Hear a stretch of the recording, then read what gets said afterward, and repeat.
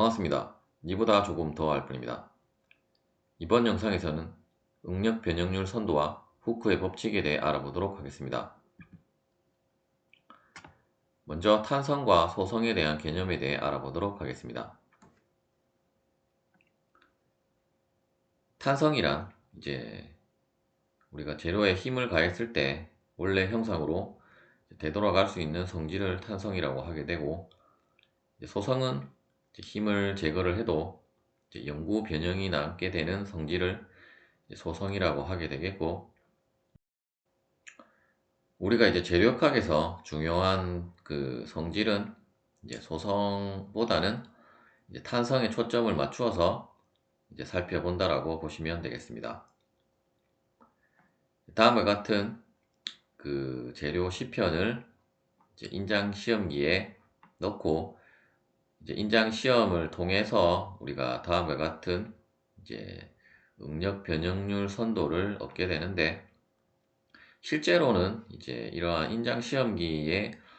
그 인장 시험기를 통해서는 이제 그 익스텐소미터라고 하는 그 장치에 의해서는 우리가 하중에 대한 데이터가 기록이 되게 되고, 그리고 이제 스트레인 게이지를 통해서는 이제 변형량에 대한 데이터를 우리가 얻을 수 있는데, 이제 실제로는 우리가 얻는 것은 이제 하중 변형량 데이터라고 하면 이제 이 데이터를 통해서 우리가 이제 초기 단면적과 이제 초기 길이를 통해서 우리가 이제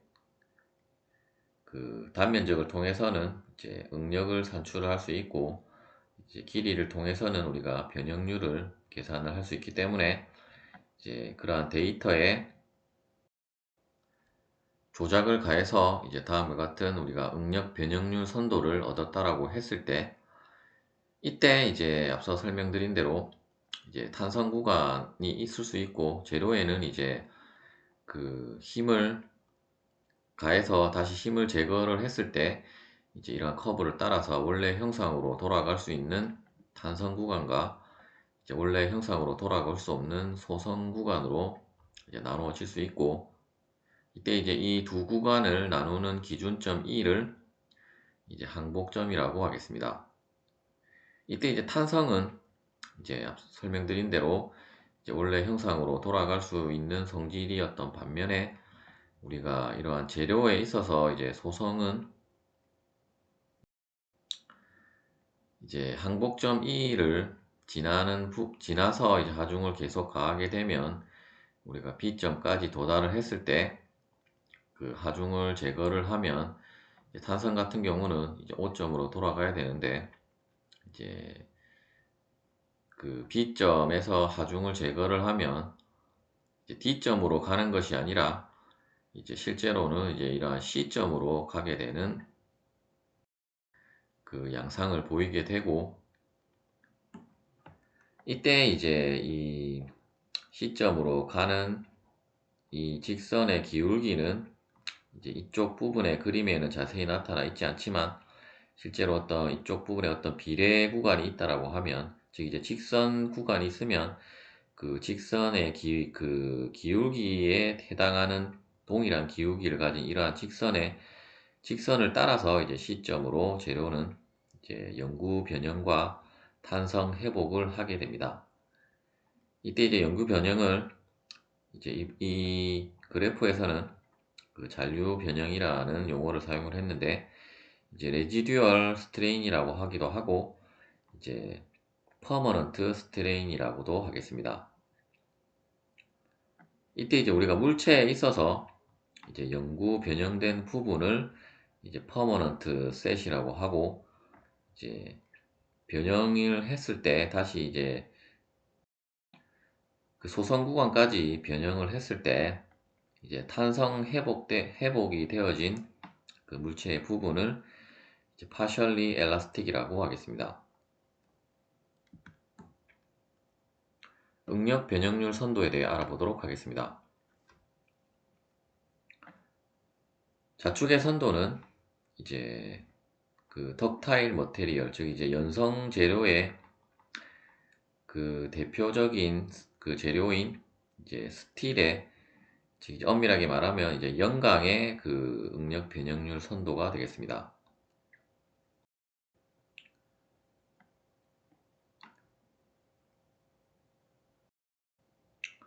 그리고 이제 스케일은 이제 나투 스케일로 되어진 것으로 보아 이제 실제 여러분들이 이러한 스케일이라고 보시면 안 되겠고, 이제 이러한 구간을 명확하게 우리가 살펴보기 위해서 이제 약간은 과장된 스케일이라고 보시면 되겠고, 이제 앞서 그 연강이라고 설명을 드렸는데, 일단 상 항복점과 하 항복점이 없는 걸로 봐서는 그 연강은 아닌 것 같고, 그냥 일반적인 강철 재료의 응력 변형률 선도라고 보시면 되겠고, 이때 이제 그 응력 변형률 선도에 있어서 이제 앞서 설명드린 대로 이제 탄성 구간이 있을 수 있고, 이제 일딩이라고 하는 이제 그 영구 변형이 일어나는 부분이기는 하지만, 우리가 하중을 가하지 않아도 이제 계속 변형을 시킬 수 있는 구간이 이제 어느 일정 구간이 이러한 식으로 나타나게 되고, 이제 스트레인 하드닝 부분부터는 이제 우리가 하중을 계속 가해야 그 변형이 되어지는 구간이 있고, 이제 그 이 선도에 있어서 이제 가장 큰 응력 값을 가지는 이제 얼티밋 스트레스 그 부분이 있고, 이제 이 부분을 지나면 이제 점점 응력 값은 줄어들게 되어서 이제 결국 제로는 이제 파괴가 되게 되겠습니다. 이때 이제 파괴가 되는 응력을 이제 프랙처 스트레스라고 하겠습니다. 그런데 이제 지금 이제 얼티밋 스트레스가 나오는 이 선도는 우리가 앞서 설명드린 대로 이제 원래 초기 그 단면적과 초기 길이만 사용을 했기 때문에 이제 다음과 같이 응력이 이제 이 얼티밋 스트레스라는 응력을 지나면 이제 줄어들게 되는데, 이제 실제 응력은 이제 다음과 같이 계속 이제 증가를 하게 됨을 알 수 있고, 이제 이 선도를 이제 트루 프랙처 스트레스, 이 점을 이제 트루 프랙처 스트레스라고 하게 되고, 이제 이 선도는 그 진응력 진변형률 선도가 되겠습니다. 그런데 우리가 이제 이러한 그 진응력 진변형률 선도 대신에 이제 이러한 공칭 그 응력 변형률 선도를 사용을 하는 것은 이제 다음과 같은 네킹이 시작되는 그 응력을 네킹이 시작되는 그 응력이라고 하기보다는 이제 네킹이 시작되는 구간을 우리가 알기 위함이고, 특히 이제 이러한 그 스트레이닝 하든이라든지 그 네킹은 이제 연성 재료에서만 그 나타나는 특징이라고 할 수가 있겠습니다. 이제 제로에 네킹이 발생을 하면 점점 이제 단면적이 급격하게 줄어들기 때문에 이제 응력이 이러한 식으로 이제 계속 이 공칭 응력 변형률 선도에서는 그 단면적을 계속 고정을 해서 사용을 하기 때문에 실제로는 이제 단면적이 줄어들고 있기 때문에 이제 다음과 같이 이제 응력 값이 이제 줄어드는 그 그래프로 나타나지게 되고, 이제 실제로는 이제 다음에 이러한 응력은 계속 이제 커지고 있다라는 그 커지고 있음을 알 수가 있습니다.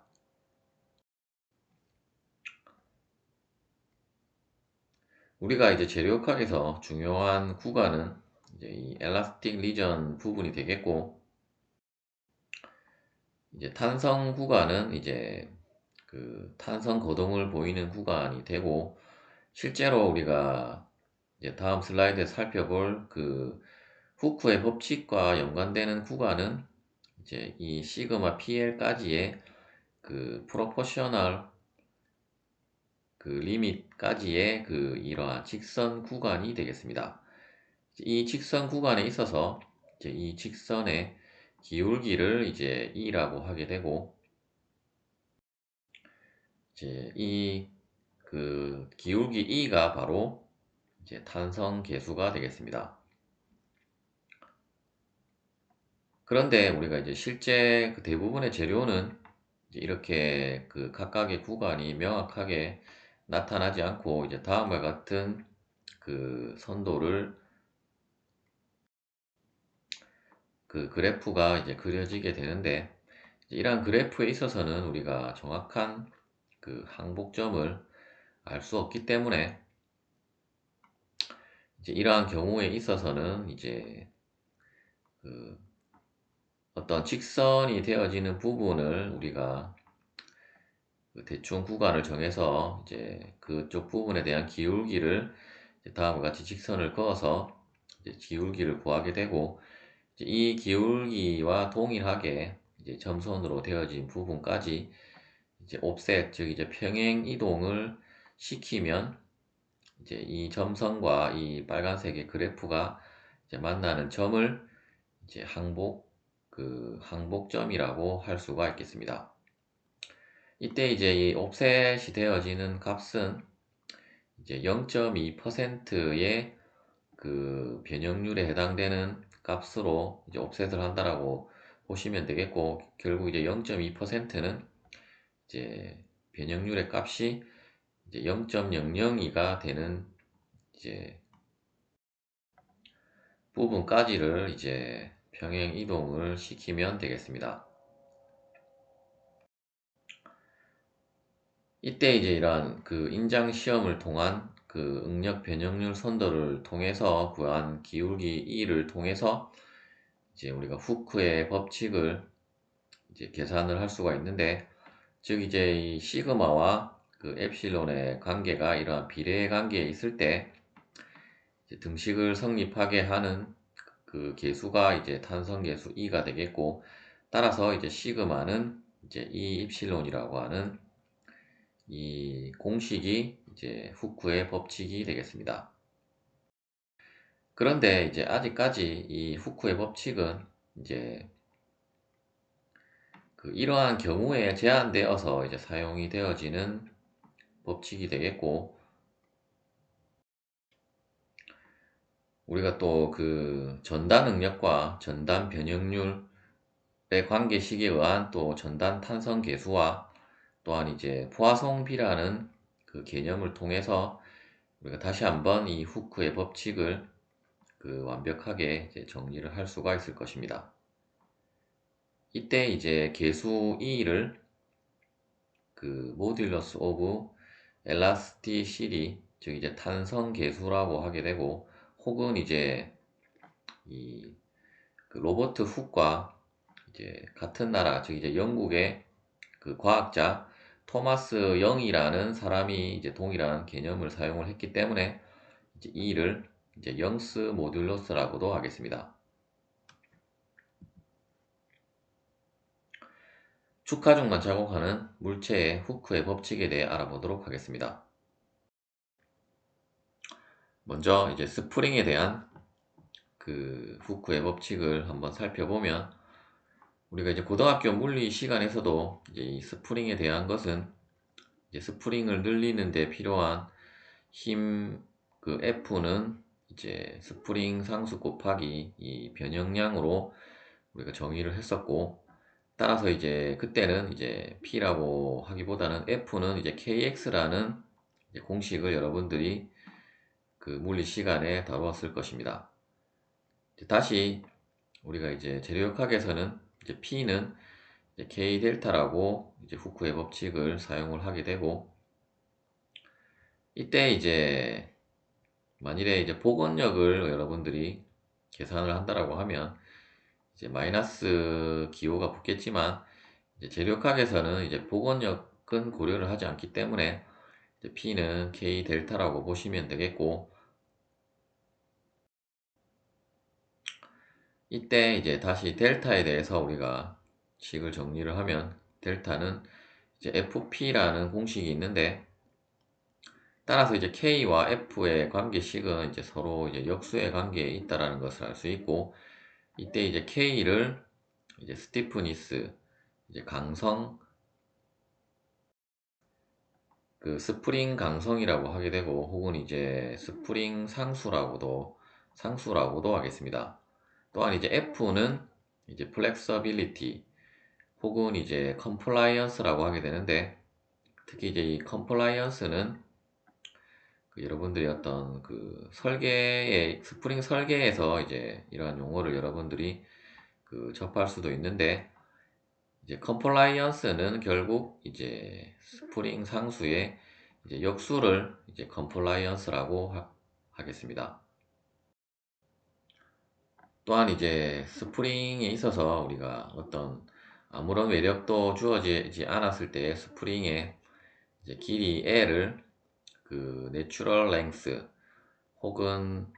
이제 가장 많이 사용하는 용어는 이제 프리 랭스라는 용어를 이제 많이 사용을 하게 되는데, 이제 다음과 같은 용어도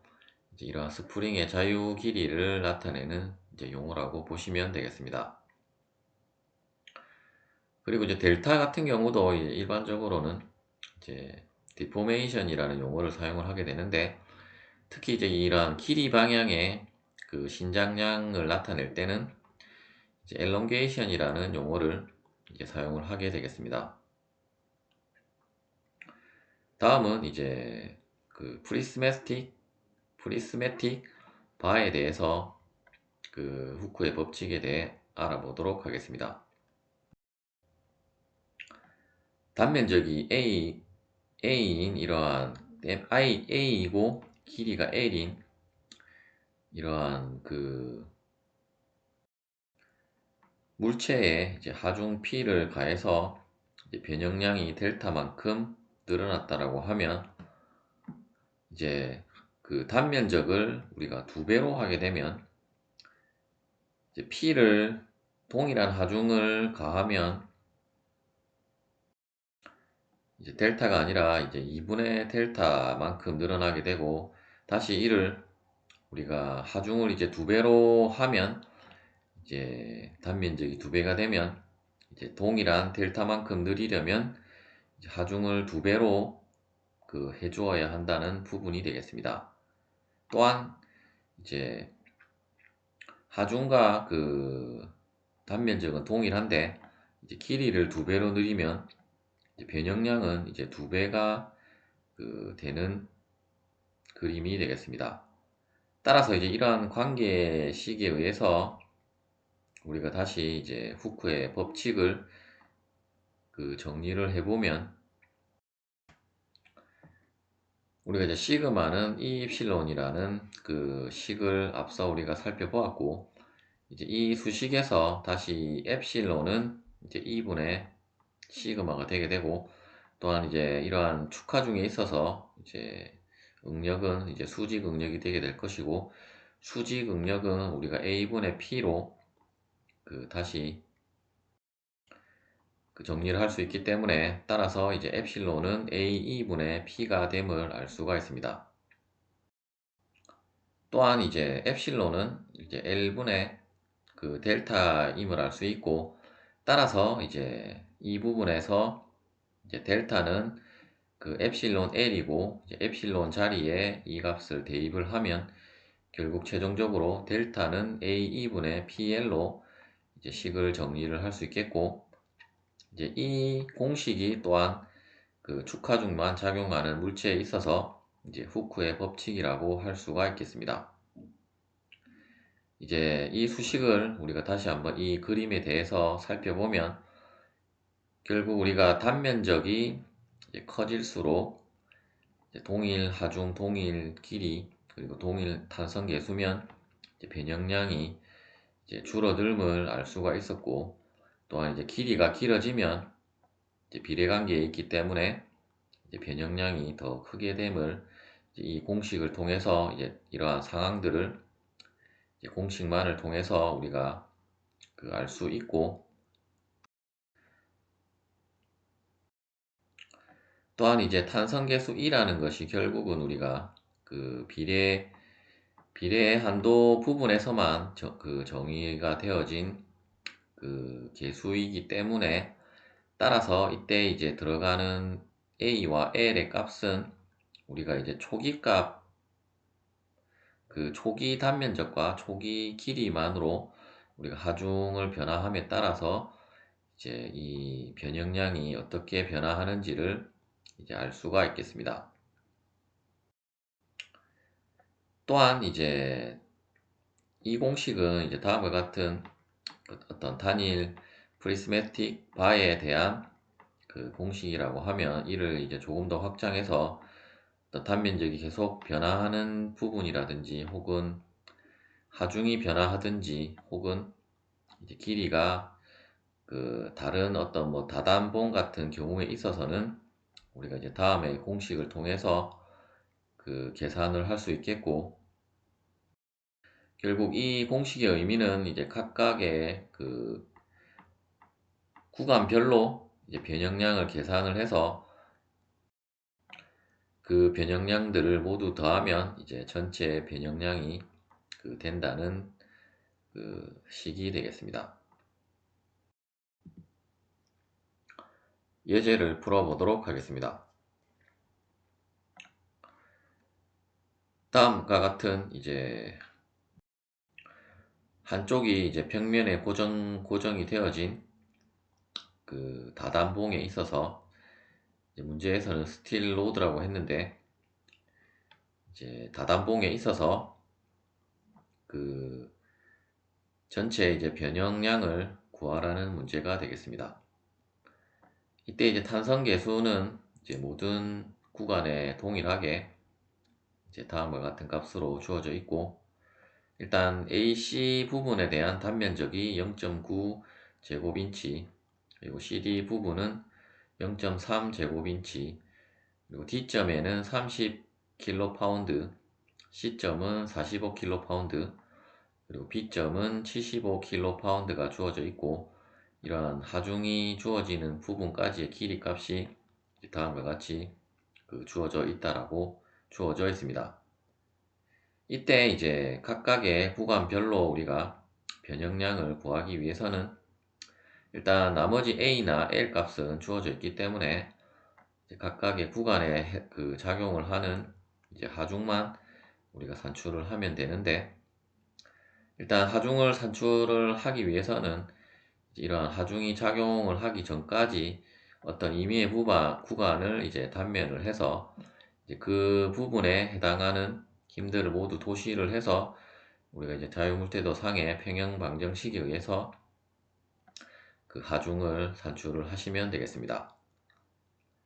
우리가 이제 일반적으로 이제 이쪽 부분에서부터 단면을 해간다라고 하면 우리가 수직선 상의 그 수의 체계와 마찬가지로 그 오른쪽으로 가면 이제 플러스라고 해서 계산을 하면 되는데, 이제 이 경우는 우리가 어차피 이쪽에 반력을 굳이 뭐 계산을 할 필요도 없고 지금은 알 수 없기 때문에 이제 이쪽 부분부터 그 단면을 해서 간다라고 보면,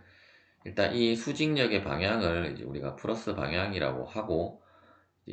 그러면 이제 이쪽 방향이 마이너스 방향이 되기 때문에 이제 그 부호에 대한 것은 이제 그렇게 여러분들이 그 해서 계산을 하시면 되겠고, 따라서 이제 이쪽 방향을 우리가 플러스라고 했기 때문에 먼저 이 부분에 대한 평형 방정식은 이제 플러스 P3 마이너스 그 30kPa는 이제 0이라는 수식을 통해서 결국 P3는 30kPa로 이제 계산이 되게 되겠습니다. 두 번째 이제 BC 구간에 대한 하중 P2는 이제 이쪽 D부터 이 B 부분에 힘이 작용하기 전까지의 어떤 임의의 부분을 단면을 해서 이제 그때 작용하는 수직력을 P2라고 하게 되고, 마찬가지 방법으로 이제 P2 플러스 45kPa 마이너스 30kPa 이꼬르 0이라는 평형 방정식에 의해서 계산을 해보면 P2는 이제 마이너스 15kPa가 계산이 되게 되겠습니다. 마지막으로 이제 동일한 방법으로 이제 P1 마이너스 75 플러스 45 마이너스 30 이꼬르 0이라는 방정식에 의해서 계산을 해보면 이제 60kPa가 계산이 되겠고, 결국 1kPa는 이제 10의 세제곱 파운드이기 때문에 이제 파운드 단위로 환산을 하면 이제 다음과 같이 우리가 그 환산을 할 수가 있겠고, 따라서 이제 우리가 후크의 법칙에 있어서 이제 다음에 공식을 통해서 이제 각각의 구간별로 우리가 변형량을 구해서 이제 모두 더하면 이제 전체 변형량이 되게 되므로, 일단 탄성계수는 이제 모든 구간에 동일한 값으로 주어졌기 때문에 일단 우리가 A2분의 PL에서 이제 공통인수로 묶어서 이제 각 괄호 밖으로 나올 수 있고, 이제 다음에 이제 이 값에 해당하는 값들만 여러분들이 이제 대입을 해 주시면 되겠습니다. 먼저 이제 이 P1에 대한 것은 이제 BC,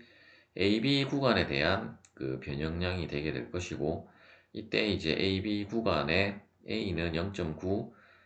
L은 12인치를 대입을 하고, 하중 P1은 우리가 앞서 계산한 60 곱하기 10의 세제곱 파운드를 대입을 하면 이제 다음과 같이 그 값들을 대입을 할 수 있을 것이고, 나머지 값들도 여러분들이 이제 계산한 값들을 이제 모두 대입만 해주면 되기 때문에, 이제 두 번째 BC 구간에 대한 변형량을 이제 델타2라고 하게 되면, 델타2에 해당하는 A2는 또한 마찬가지로 0.9가 되게 될 것이고, 길이 값은 12, 그리고 하중 P2는 우리가 마이너스 15 곱하기 10의 세제곱 파운드를 대입을 해주면 되고, 이제 마지막 남은 값은 이제 16과 0.3 그리고 그 30을 대입을 해서 계산을 해주면 이제 전체 변형량 델타는 75.9 곱하기 10의 세제곱 인치로 산출이 되게 되겠습니다. 시청해 주셔서 감사합니다.